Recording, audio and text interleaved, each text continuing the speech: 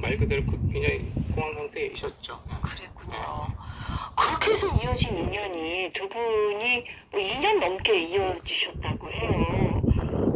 이메일도 주고받고 또 만나기도 하고 좀 보통 환자와 의사 사이는 좀 아니라는 생각이 듭니다. 예, 좀 특별한 만남이었던 것 같은데요. 예, 예. 네.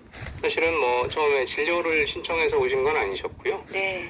뭐 지나고 나니까 지금 그냥 솔직하게 드리는 말씀이긴 한데 사실은 이제 뭐 저도 이런 기자님들을 의학 전문 기자 말고는 네. 뭐 직접 뵌 적은 사실은 없으니까 그 다음에 그때 개인적인 생각에는 직접 만나서 그렇게 길게 얘기를 나누기 전까지는 그냥 제가 보기에는 하여튼 뭐 이쪽 분야를 잘 모르니까 그럴 수도 있는데 그냥 이쪽 언론 분야에서 출세하신 분으로 보였고 네. 그래서 그냥 제 어떤 선입견에는 그냥 은퇴를 앞두고 물론 이제 승진 문제가 있긴 했지만 승진 탈락 문제가 있긴 했지만 그 트로피 하나를 추가한다고 할까요? 네. 정신과 의사하고 만나서 뭐 대담집이나 뭐 이런 어떤 저기들 만드는 거를 처음에 한번 말씀하셨었기 때문에 그래서 그런 정도로 사실은 처음에 그냥 좀 가볍게 생각했죠.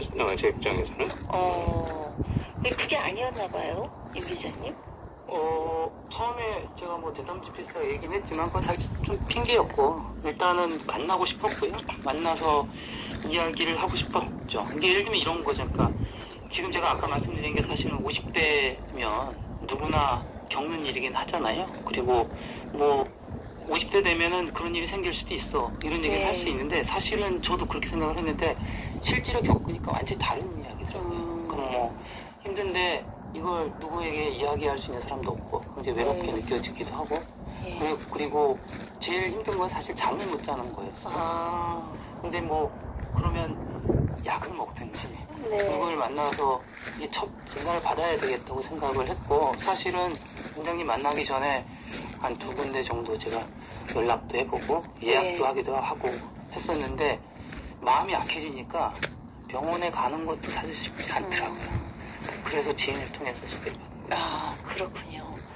아니, 그 언론사에서 국장님까지 하셨는데, 그 문턱을, 정신건강의학과 문턱을 넘는 게 쉽지 않으셨다고 얘기를 하니까, 보통 분들은 또 어떤가 싶습니다만, 어쨌든 2년 넘는 두 분의 어떤 교류를 통해서 좀 마음이 어느 정도 좀 치유가 되신 부분이 있나요? 일단, 저한테 제일 중요한 건, 누군가 제 얘기를 되게 진지하게 들어줬다는 게 저는 되게 좋았어요. 예를 들면 제 나이 또 되면 제가 갖고 있는 어떤 속리 얘기를 어디 가서 이야기하는 게 사실 쉽지가 않습니다. 네. 뭐 좀 더 얘기하자면 상당히 경쟁 사회이고 이런 곳에서 취약한 내 모습을 보이는 게 쉽지 않은데 그거를 잘 들어주시고 또 거기에 반응해 주시는 게 되게 좋았고 그러면서 뭐 이야기하는 과정에서 저 스스로를 좀 돌아볼 수 있는 기회가 됐고요. 아프단 핑계로 사실 저 자신에 대해서 생각해 본 적이 사실 별로 없었거든요. 그런 기회도 있었고 또 지금까지는 어떻게 보면 제 인생의 상당 부분 회사에 집중하고 있어서 그걸 원장님은 외동학주의라는 표현을 쓰던데 거기 매달려 있었는데 꼭 그러지 않아도 된다는 것도 좀 알게 되고요. 그러니까 조금씩 마음의 여유가 좀 생기기 시작했고요. 그러면서 주변도 좀 돌아보고 또 다른 것에 대한 생각도 할 수 있는 기회가 됐습니다. 그게 좀 치유 아닐까 싶습니다. 그렇네요.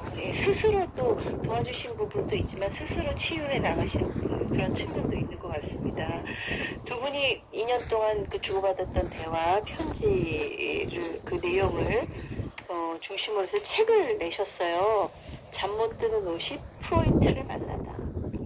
결국에 잠 못 드는 50이라는 게 단순히 불면증 얘기를 하는 건 아니기 때문에 결국에 삶에서 지금 겪으셨던 여러 가지 어떤 어려움들 그리고 그런 어려움들이 사실상 원래 없었던 게 아니라 그냥 일을 계속하고 성취를 하고 승진을 하고 거기서 어떤 만족감을 얻는 동안에 그 동안에 뭔가 미뤄놨던 문제들 혹은 눌러놨던 문제들이 이제 한순간에 갑자기 터져 나온 거기 때문에 그리고 그 제목의 이제 후반부 프로이트를 만나다 부분은 어떤 표면에 있는 것보다는 그 표면의 어떤 이면에 뭔가가 작동하고 있는가 이런 거를 보는 거기 때문에 사실은 제목 자체가 그런 면에서 굉장히 좀 저희가 그간 했던 일종의 공동 작업이랄까요? 그 부분을 명확하게 반영하고 있지 않나 싶습니다. 네. 50이 변화의 시기라는 건 알겠는데, 그러면 변화가 찾아왔으면 그 전에 살던 방식과는 좀 다르게 살아야 되는 건가요?